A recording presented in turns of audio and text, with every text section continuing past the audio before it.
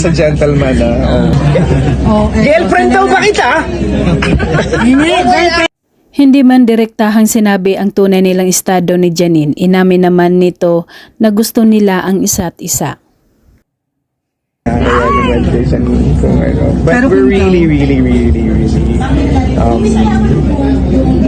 like each other a lot. I mean, over the... Sa tanong na boyfriend at girlfriend na ba silang dalawa, hiningi ni Jericho na bigyan sila ng time para magbigay ng tamang statement, sabay tawag kay Janine ng baba. Sa girlfriend at boyfriend, hindi pa namin napag-usapan masyado eh. Bigyan nyo naman kami ng magandang time makagawa ng statement. Ay, baba.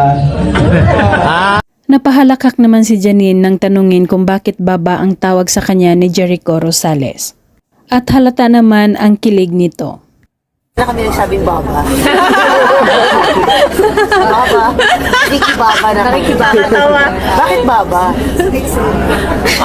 Ayon pa ng dalaga, parang malayo pa daw ang pinanggalingan ng tawag sa kanya ni Eko at hindi na dinidetalye ng dalaga ang lahat.